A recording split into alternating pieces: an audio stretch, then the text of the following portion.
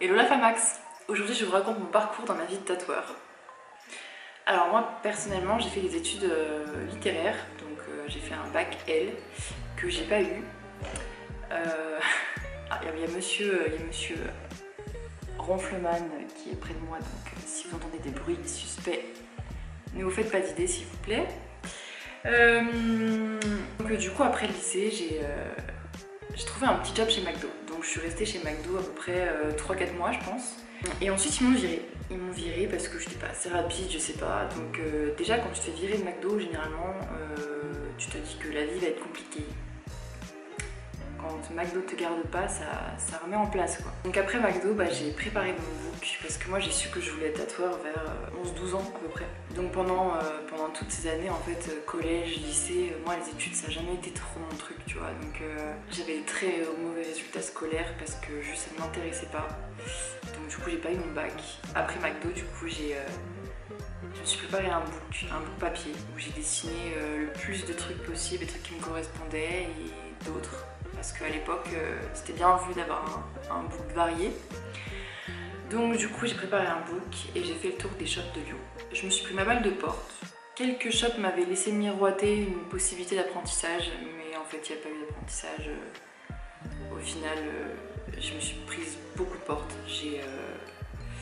La plupart me disaient que j'avais pas ce qu'il fallait, que j'avais pas ce qu'il fallait pour être tatoueur, que ça marcherait pas. Personnellement, je pars du principe que personne n'est fait pour vous dire ce qui est fait pour vous ou pas. Donc du coup je me suis accrochée et j'ai fini par trouver un apprentissage entre guillemets dans un shop de Lyon. Je crois qu'il me semble que j'avais 19 ans quand je suis rentrée dans ce fameux shop dont je ne citerai pas le nom. J'y suis restée 11 mois. Donc pendant 11 mois, pas de tatou du tout. J'ai observé, j'ai fait de l'observation, j'ai fait l'accueil du shop, j'ai fait tous les dessins du tatoueur tous les jours. J'étais au shop pour faire les dessins, l'accueil, le ménage, enfin vraiment je gérais un petit peu la vie quotidienne du shop. Sauf que le tatoueur ne m'apprenait pas à tatouer. Et au bout de 11 mois, j'ai perdu patience et ça a pété un coup. Ça a pété un coup et au final il m'a dit casse-toi. Donc du coup je me suis cassée. Et en fait, avec ce que j'avais pu observer dans ce shop, même si je n'avais pas forcément pratiqué, avec tout ce que j'ai pu observer en plus des séances de tatouage que je me suis faites sur moi, parce que du coup je me suis tatoué ce bras assez jeune. En fait c'était pour moi un moyen de regarder des bons tatoueurs travailler et donc du coup j'apprenais des trucs par-ci par-là. Avec tout ça j'ai réussi à me démerder et à tatouer chez moi. J'ai fait ma formation d'hygiène, j'avais 19 ans il me semble, et après la formation d'hygiène du coup impossible de trouver un shop. J'ai refait un deuxième tour du coup des shops de Lyon avec un book avec certains tatous, des dessins approfondis, un peu plus travaillés, etc. Et toujours pas de porte qui s'ouvre quoi. On m'a refusé encore une fois. C'était 1 an et demi après je pense, le premier tour je crois. Donc c'était compliqué, voilà, j'ai eu des portes un peu brutales pour certains et puis un peu plus douces pour d'autres. Mais ouais, on m'avait clairement dit que j'avais pas ce qu'il fallait pour être tatoueur et qu'un tatoueur ne devait pas me pondre des merdes comme je pouvais pondre à l'époque. Je cite les paroles d'un gérant de shop. Donc du coup, ne trouvant pas de job et ne pouvant pas imaginer ne pas être tatoueur, parce que pour moi c'était évident que j'allais être tatoueur. Qu'on me ferme les portes ou pas, j'allais être tatoueur un jour. Donc du coup, j'ai décidé que j'allais tatouer chez moi. Alors c'est complètement illégal, je vous conseille vraiment pas de faire ça, c'était très bête. Mais en même temps, j'avais pas vraiment d'autre choix parce que à l'heure actuelle les choses ont vachement évolué, mais là, l'époque dont je vous parle c'était il y a 10 ans et c'était vachement différent déjà à cette époque. Donc j'ai commencé à tatouer chez moi. J'ai tatoué chez moi pendant 1 an et demi, il me semble. J'appliquais toutes les normes d'hygiène carrées, c'était très important pour moi, mais j'étais pas tatoueur quoi.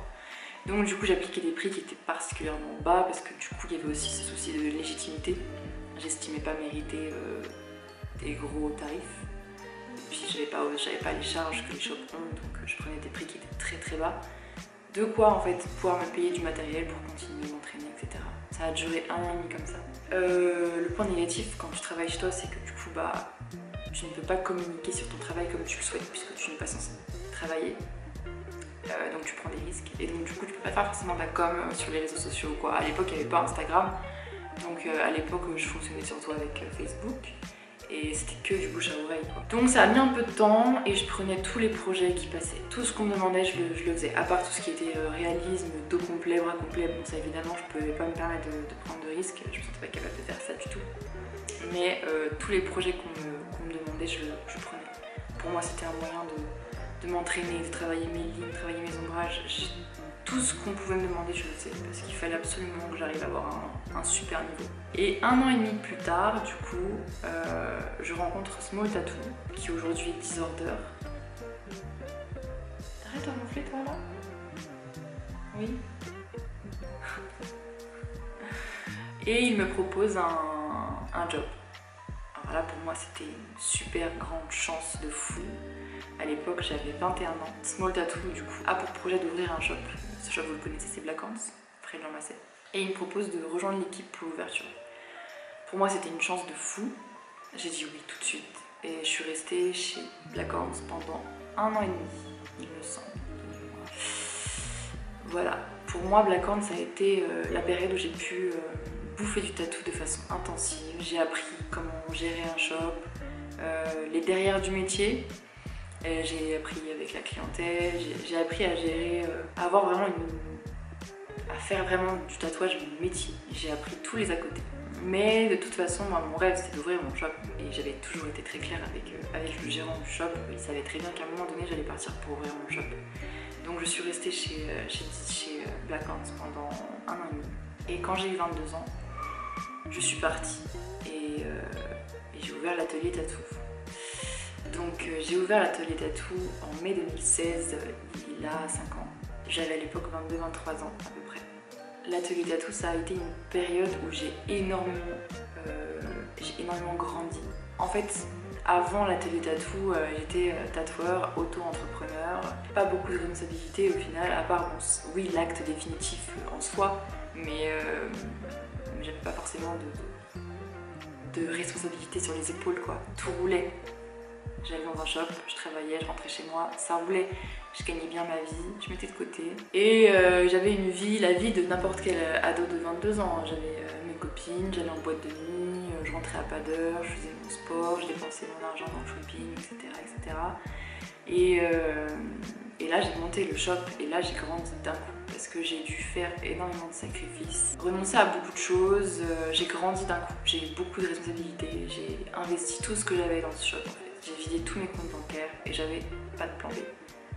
Ça devait marcher, point barre. J'ai jamais envisagé le fait que l'atelier ne puisse pas marcher. J'ai jamais envisagé, je me suis jamais posé la question de qu'est-ce que je fais si jamais demain le shop il coule, demain le shop ça marche pas. Qu'est-ce que je fais? Je me suis jamais posé cette question. Parce qu'à partir du moment où tu anticipes le fait de te planter, je pense que c'est déjà une première étape vers le plantage. Donc moi j'ai jamais envisagé de me planter. Pour moi c'était clair et net dans ma tête. Le shop, il allait cartonner. Et j'ai fait ce qu'il fallait pour. Et je me suis formatée dans ce sens-là. C'est-à-dire que le shop que je vais monter, ça va être une bombe atomique, il va tout péter. Et du coup, petit à petit, je vais devenir une bombe atomique et il va tout péter. Avec l'atelier tatou, je me suis découvert du coup un autre côté de moi-même. C'est-à-dire que quand t'es tatoueur, donc tu gères tes clients, tu gères tes mails, les dessins, les tatouages, ça s'arrête là. Quand t'es chef d'entreprise, c'est un autre monde en fait. C'est 2 jobs très différents et même opposés un peu. Et donc du coup je me suis découverte chef d'entreprise et je me suis rendu compte que ce côté chef d'entreprise c'est vraiment quelque chose qui me plaît. C'est un réel moteur pour moi.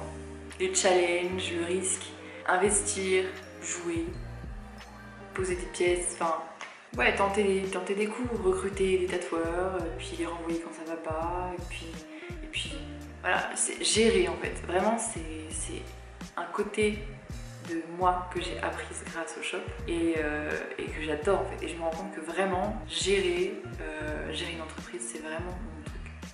Et je sais que je vais en montrer d'autres à l'avenir, ça c'est clair et net. Donc, c'est sûr que j'ai eu un début assez compliqué parce que personne n'a voulu me tendre la main quand j'ai commencé dans le tatou. Personne ne m'a tendu la main, personne ne m'a donné de son temps. Même pendant ma période d'apprentissage, je veux dire, j'étais là tous les jours, je gagnais pas un rond. Ça a été une période très compliquée parce que c'est un shop un peu type biker, tu vois, avec des mecs entre 40 et 50 ans qui te font des blagues salaces toute la journée, qui demandent tes positions préférées alors que t'es là jette leur fille. Enfin, c'est une atmosphère qui est vraiment glauque, qui est pas saine, qui misogyne un peu, et j'ai pris sur moi, mais ça n'a rien donné parce que du coup j'étais plus là pour faire le ménage qu'autre chose. Moi j'ai détesté en fait cette expérience de l'apprentissage à l'époque. J'ai détesté parce qu'étant une jeune fille de 18 ans, moi j'étais très réservée à l'époque. Je le suis toujours, mais à l'époque c'était vraiment pire que ça. Entendre des trucs misogynes, c'était pas sain. Et du coup, 2 ans après l'ouverture du shop, j'ai créé un système de formation parce que j'avais beaucoup de demandes d'apprentissage. J'ai pris des apprentis au début, comme tout le monde, parce que c'était normal d'avoir des apprentis. Donc l'apprentissage c'est gratuit, hein, comme je vous disais, je n'ai peut-être pas dit, mais en gros l'apprentissage en tatou c'est gratuit. C'est un mec qui te prend sous son aile à l'amiable, il n'y a pas de contrat ou quoi que ce soit, et il te forme à son rythme, comme il veut, pendant X années. Et au début généralement, on te parle comme de la merde, tu fais le balai, tu fais les chiottes, tu fais les dessins et tu fermes ta gueule. Ça, moi personnellement, c'est pas quelque chose que j'envisage, je trouve pas ça correct. Voilà, le respect, tout ça, enfin, je sais pas, pour moi c'est du bon sens au final. Mais j'ai jamais été très à l'aise avec ça. Moi, quand j'ai eu des apprentis à l'époque, j'avais vraiment, je prenais de mon temps pour les former. Dans la journée, je prenais des heures entières juste pour eux, pour leur apprendre le tatou sur peau synthétique et puis ensuite sur cobaye. Et en fait, voilà, on me l'a mis à l'envers plusieurs fois, des personnes que je mettais plusieurs mois à former pour qu'au final, ça clash, ça se montre pas reconnaissant du tout, ça se casse, et t'as passé des mois et des mois à travailler pour que dalle. Et moi j'en ai plein le cul, donc du coup j'ai créé un système de formation avec mes avocats. Donc avec mes avocats, on a créé un contrat pour une formation payante. Donc là les gens me payent, je les forme en 3 mois. Ils me doivent quelque chose, je leur dois quelque chose. C'est carré, c'est net, il n'y a pas de manque de respect. Et si demain t'as envie de te casser du shop, bah tu te casses, tu me dois rien, tu m'as payé, ciao. Et en fait quand j'ai commencé à créer ce système de formation là, ça a été le gros bordel. Je me suis fait critiquer dans tous les sens par le tatoueur concurrent, parce que c'était contre l'éthique de notre métier de faire ça, leur éthique, parce que c'est clairement pas la mienne. Et donc du coup ça a commencé à jaser, je me suis fait harceler, on m'a menacé de débarquer au shop pour me casser les 2 mains pour plus que je puisse tatouer. On créait des fausses rumeurs sur moi sur internet, enfin plein de... Je vous épargne les détails, mais en gros ça a été une période vraiment hyper compliquée. Ça allait dans tous les sens. Dès que j'allais quelque part, dans une soirée où les gens avaient des liens avec mon métier, j'en prenais plein la gueule. Enfin, ils me le disaient jamais en face, parce que vous imaginez bien, il faut être un sacré lâche pour menacer, etc. Mais j'avais toujours les échos. Genre je me rappelle une fois j'étais en soirée chez une vieille copine qui avait plein de tatous, donc qui connaissait plein de tatoueurs. Et il y a un mec avec qui je discute vite fait et qui me dit à la fin de notre conversation, il me dit ah bah franchement avec tout ce que j'ai entendu sur toi avant, j'aurais pas cru que t'étais aussi cool. Ok. Et au final je lui demande évidemment, qu'est-ce qu'il a entendu. Pas pareil, des rumeurs comme quoi je couchais avec tout le monde, tous mes clients, etc. Que j'étais une pétasse arrogante, que j'étais une fille facile, parce que pour faire des photos de nu comme ça, il fallait vraiment être une chouin quoi, poliment. Ouais voilà, pendant une période ça a été ça tout le temps. Il n'y avait pas une seconde sans que j'entende pas des choses méchantes à mon égard. Et donc du coup il y a des gens du shop, parce que j'avais recruté des personnes quand j'ai ouvert le shop, certains tatoueurs m'ont quitté parce qu'ils avaient peur que ça entache leur réputation. Donc voilà, au début du shop, moi j'étais toute seule. J'étais la seule tatoueuse du shop et j'ai trimé. Aujourd'hui, j'ai 28 ans, ça fait donc 5 ans que le shop est ouvert et je pense que j'ai atteint tous mes objectifs. Voilà, moi je voulais monter une entreprise, je voulais pas monter un shop de tatou à l'arrache en fait, ça m'intéressait pas du tout. J'aime quand c'est carré, je suis hyper pragmatique, j'aime quand c'est carré, quand c'est clair. Et quand j'ai monté le shop, moi j'avais dans ma tête des objectifs de chiffre d'affaires atteints. Aujourd'hui je peux dire que je les ai atteints. Et je suis particulièrement fière de moi, ouais. Parce que je me suis battue, franchement, je me suis battue pour devenir tatoueur. Je me suis battue pour monter un shop. Et je me suis battue pour faire en sorte que ce shop marche. Aujourd'hui le shop marche. Aujourd'hui on a énormément de demandes. Je pouvais pas espérer mieux pour le shop, très franchement. Donc je suis assez contente, je suis assez fière de moi, même si c'est jamais assez, hein. Vous savez ce que c'est quand t'es ambitieuse, c'est jamais... t'as jamais eu ton quota. Mais je suis quand même très fière de moi. Là, à l'heure actuelle, en fait, je travaille pour mettre un responsable de boutique. Et moi j'aimerais monter un deuxième shop à l'étranger. Donc je vous dirai pas encore où parce que je ne sais pas. J'ai envie de faire des guests, j'ai envie de voyager en fait. Quand tu montes ton entreprise, t'as beaucoup de sacrifices à faire au départ. Moi je sais que quand j'ai monté le shop, j'ai arrêté de faire ma passion. Enfin moi j'étais passionnée par le MMA. J'ai arrêté de faire ce sport parce que je pouvais prendre aucun risque pour l'entreprise. Si je me pète une main, si je me pète le nez, n'importe quoi, que je peux pas travailler pendant X jours, bah c'est X jours de moins de chiffre d'affaires et ça peut mettre l'entreprise dans la merde. Quand tu as une entreprise, tu vas pas penser forcément qu'à toi. Il faut toujours que tu penses dans l'intérêt de l'entreprise. Donc automatiquement, tu vas devoir faire certains sacrifices. Voilà, moi à 22-23 ans, les boîtes de nuit c'était fini. Le sport de combat c'était fini. Les shopping c'était fini parce que pendant quelques années je me suis pas payée du tout. Je me suis pas versé de salaire pendant quelques années au départ. Parce que le shop ne me permettait pas encore de pouvoir m'en verser. Et en fait, automatiquement, il y a un fossé qui se crée avec les personnes de ton entourage, tes potes, généralement. Moi, je sais que j'ai arrêté de voir beaucoup de personnes quand j'ai commencé à monter le shop et que ça a commencé à marcher au fur et à mesure des années qui sont passées. Je me suis séparée de beaucoup de personnes parce que tu te rends compte que quand tu es focus sur ta réussite et sur tes projets, tu te rends compte qu'il y a énormément de parasites autour de toi, quoi. Des gens qui vont essayer de te refourguer leur frustration, qui vont essayer de te refourguer leur peur, parce que ça les fait chier de voir que toi tu te donnes les moyens d'arriver là où tu veux être, et que eux ils ont plein de barrières, plein de verrous, ils essayent de te faire lâcher. Et puis il y a aussi ceux qui ne comprennent pas pourquoi tu viens plus aux soirées. Donc ça, automatiquement, tu as beau leur expliquer qu'aujourd'hui tu as des responsabilités, que tu ne peux plus te coucher à 3h du matin pour enchaîner. Le lendemain, c'est terminé. Ils ne comprennent pas, donc automatiquement, tu perds des potes, voilà, des sacrifices comme ça. Tu peux plus t'acheter ce que tu veux au début, parce qu'au début, l'argent, il faut le laisser à l'entreprise. Et puis plus tard, tu te feras plaisir si ça marche. Mais en attendant, pour l'instant, il faut y aller tout doux. Donc je sais que pas tout le monde pourrait assumer de monter une boîte et de la faire cartonner, c'est pas évident. Je sais que même si tu donnais les fonds à quelqu'un pour qu'il monte son shop, il n'y a pas tout le monde qui pourrait en faire quelque chose. Ça c'est clair et net, parce que c'est dur. Il faut s'accrocher, il faut se battre, il faut faire des sacrifices. Et c'est difficile. Et ça te change en tant que personne aussi. Aujourd'hui, j'ai 28 ans, j'ai un shop depuis 5 ans, alors c'est sûr que t'es plus mûr que les jeunes filles de ton âge généralement, parce que t'as un sens des responsabilités, t'as pris beaucoup de risques à une période, tu trimes, tu vois les choses un petit peu différemment, donc t'as une maturité un peu différente, donc avec les gens de ton âge ça marche pas trop, Donc c'est vrai que voilà, moi ça m'a changé, monter ma boîte ça m'a changé, clairement ça m'a changé et j'adore en fait, vraiment. Je suis très heureuse d'avoir fait ce choix-là, je sais que l'entrepreneuriat c'est trop mon truc en fait. Personnellement ce que je préfère dans mon métier c'est gérer l'entreprise, déjà j'adore gérer mon entreprise. Placer des pions, voir ce que ça donne, tu mises sur un truc, ça marche pas, c'est de l'analyse, j'adore, c'est trop j'adore, vraiment j'adore. Donc le côté chef d'entreprise j'adore, et puis le côté technique c'est tout moi que je préfère. J'aime beaucoup me plonger dans une pièce et me concentrer, vraiment faire le vide et tatouer, vraiment le côté technique ça me plaît énormément. C'est ce que je préfère. Ce que je préfère moins dans mon job c'est le côté clientèle, parce que les gens vraiment qui sont exécrables, donc c'est vrai que voilà il faut gérer les gens, et ça je pense que c'est ce qui est le plus compliqué. Et puis gérer les gens aussi dans le domaine du chef d'entreprise. Quand on travaille avec des personnes dans le shop, des fois ça peut être compliqué. Donc je pense que l'humain, c'est ce qui est le plus compliqué dans mon métier, je pense. Selon moi en tout cas. Si j'avais un conseil à donner à ceux qui veulent être tatoueurs, je dirais que déjà, le dessin, c'est la base. Vraiment, mettez-vous à fond dans le dessin. Alors là, on a Vicky qui se lèche les pattes, elle a choisi le meilleur moment pour sécher les pattes. Vicky!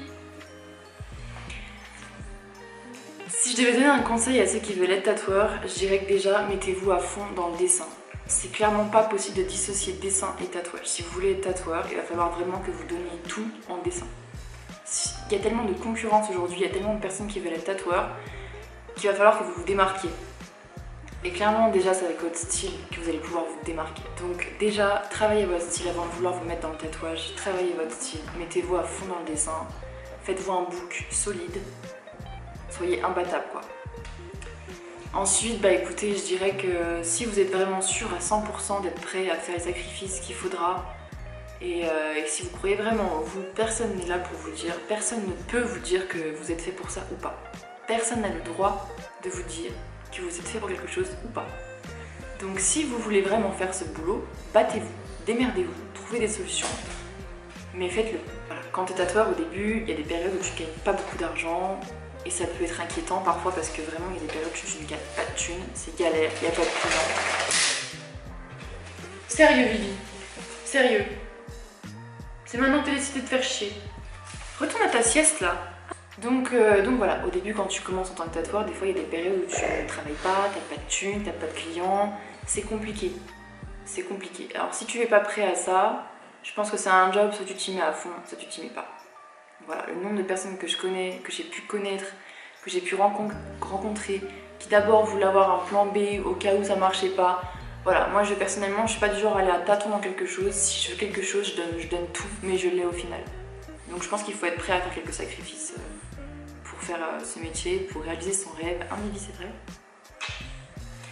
Donc voilà. Écoutez, je pense avoir répondu un petit peu à toutes les questions que vous m'aviez posées la dernière fois sur Instagram. Dans tous les cas, pour ceux qui ont des questions à me poser, n'hésitez pas à me les poser sur Instagram en MP. J'y répondrai, peut-être un petit peu lentement, mais j'y répondrai. Donc n'hésitez pas, j'en serai ravie. J'espère que cette vidéo vous a quand même aidé pour ceux qui ont des interrogations, pour ceux qui veulent se lancer mais qui n'osent pas. Franchement, j'espère que ça vous a aidé. J'espère que vous vous rendez compte aussi de ce par quoi vous pouvez passer quand vous voulez être tatoueur, que c'est pas forcément un métier facile et c'est un peu un métier genre à la dévouée quoi. On se bat comme on peut pour devenir tatoueur. Donc je pense que si t'es pas passionné par ça déjà, je suis pas certaine que tu vas tenir le truc quoi. Mais en tout cas voilà, pour ceux qui ont besoin de réponses, n'hésitez pas à me contacter par Instagram, je serai ravie de pouvoir vous aider davantage. J'espère que cette petite vidéo vous aura plu. Et puis bah mes chers et tendres et moi-même, vous souhaitons une très bonne journée, soirée ou autre. Salut. C'est pas possible, ça c'est pas possible.